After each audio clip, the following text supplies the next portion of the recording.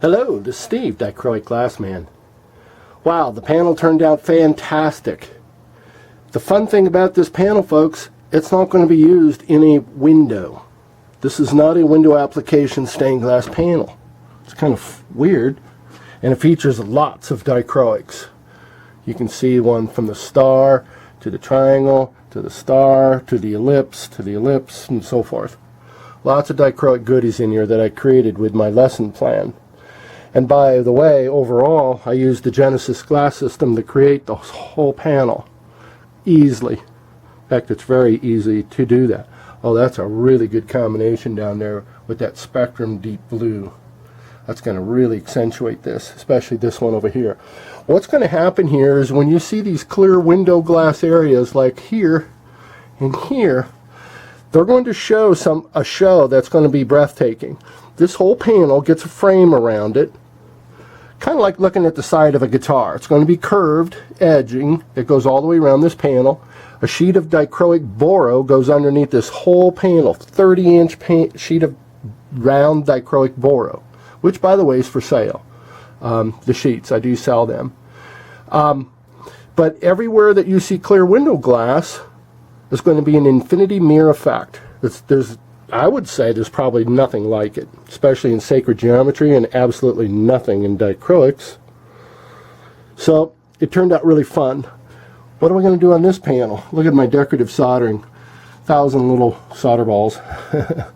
So let me set the camera down, because I'm going to turn this panel over and do something quite interesting.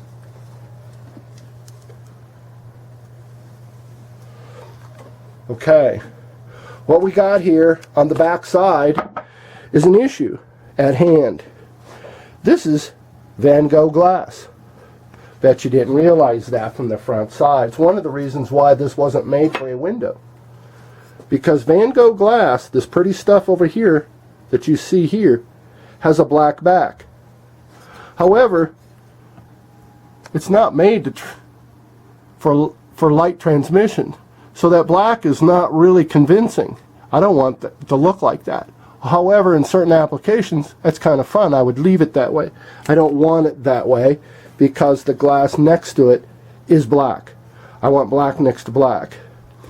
This is the back side of the Van Gogh glass. We're looking at the back side of the panel, folks. So at this step, at this stage, in fact, if anybody's interested in looking at this process as a reason that they might be interested, seeing how this one's going to turn out incredible. What I want to do is introduce this idea that I'm just going to take some Rust-Oleum, flat black, oil-based, and I got a little brush over here off to the side.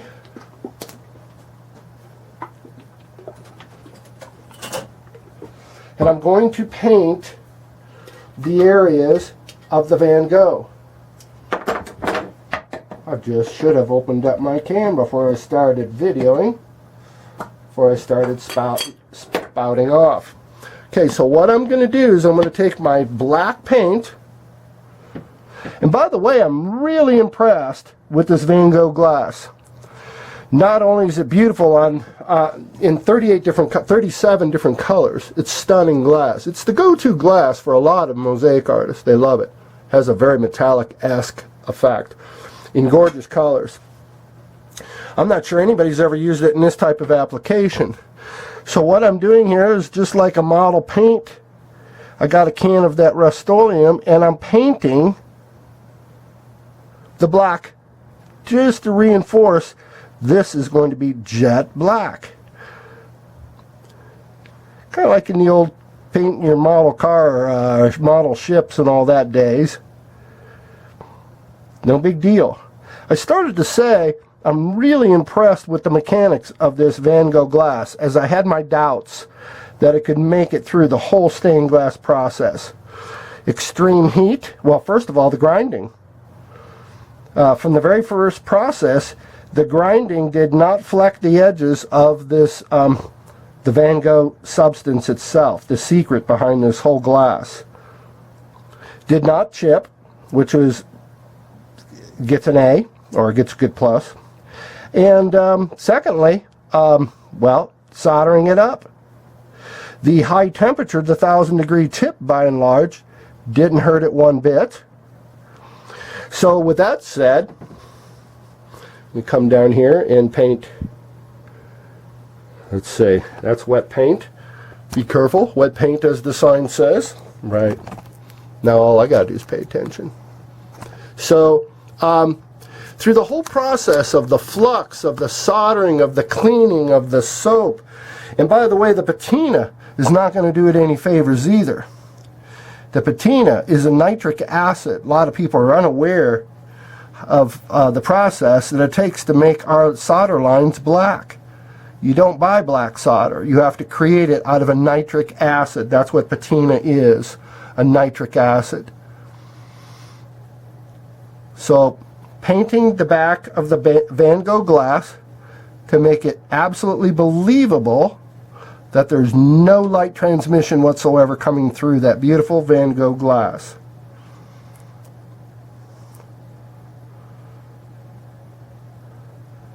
So just painting this. This will be dry. You know, I'm not in a hurry to finish this panel or to do anything with it tonight. So this is going to be fine. It'll be dry when I get to the shop tomorrow. This will be the last step I'll do this evening. It's really going to be fun, what you guys, when you see what happens through the process. Next thing I have to do is create a frame for this panel. And I'm going to create a frame a lot like that guitar I described earlier. It's got to be a band that encompasses this whole panel, and it's 30 inch. 30 and the paint, yeah, it'll be a 30 inch to hold the dichroic sheet of Boro dichroics. This should be incredible. I hope it's artistically accepted. It's somewhat of a new art form. It's not a new idea by any stretch. Infinity mirrors have been done lots of times. Not sure it's ever been done like this though. So I'm hoping for some acceptance. It's got a lot riding on this. This is features it's a big panel. It's worth quite a bit of money from the dichroic and the workmanship that I've got in it. But aside of that, I want it to work. Why wouldn't I?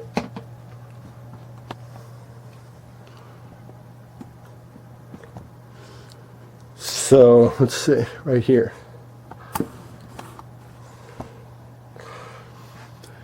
So anyway, painting this whole window all the way around.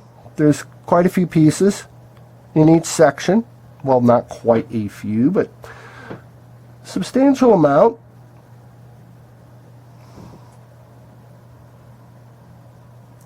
When this dries, like I said, then we'll go right into the frame in the next aspect.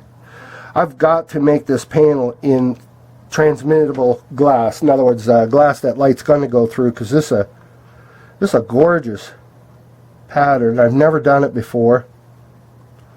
Listening to my intuitive higher self, this pattern came up. Yeah, I know it sounds weird and cheeky and cheesy and all that. I know, but these designs come to me.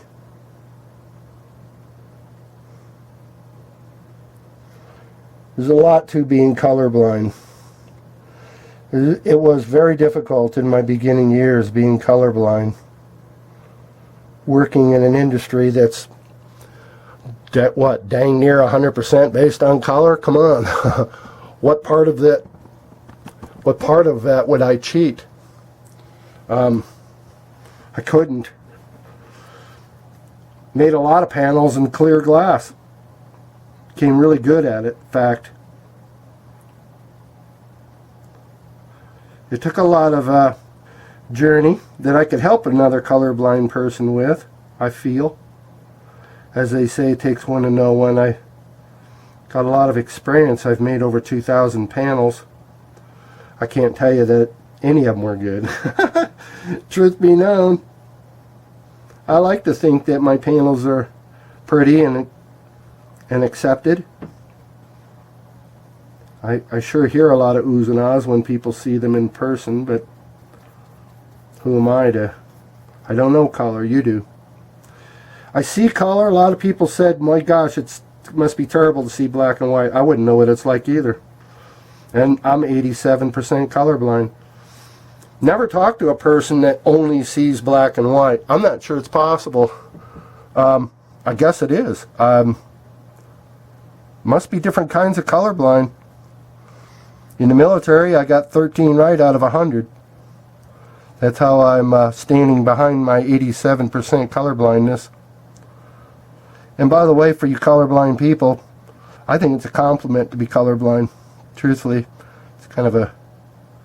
I'm sure that's kind of not resting well with you. Especially after I've seen some painful colorblind sites agonizing over burnt cookies and burnt meatloaf and burnt turkey and everything else. Just cracked me up. I wanted to get on there and say, hey y'all, I'm having a blast. It's actually kind of fun being called colorblind, because it's one of the things where they're telling you, the herd is telling you, my gosh, you're not like us. Hey, thanks for the thanks, I knew that. Not trying to be a smarty, but gee, there's no news in that. Hope you're having a fantastic day. I know I am. Sometimes I'm blessed by just the smallest of things. Life changes, you know, and you've been up and down the death alley, the tunnel, and friends, and just a whole different awareness of life. I appreciate life, people, my animals, design, God. One day I sure hope to collaborate with other artists. I would love to, might as well throw that shout out, would love to work with other artists, from sacred geometry to pyramids to, oh, you name it. So I'll just throw that out there. Anything that I do in glass, I'm interested in collaborating with others. Wholesale, retail, design, consultant, product development, you name it, I love it. It's got to do with glass and light and helping others. And maybe getting a paycheck along the way. Count me in. Well, there's no sense in me going through a boring conversation here painting something black that you already know looks black. So, thank you for putting up with this video. And as always, thanks for the comments and compliments. As I go along in this job, producing each part of the leg as we go, we'll keep you abreast of the whole process. Thanks a lot for watching. Have a great day. Bye-bye.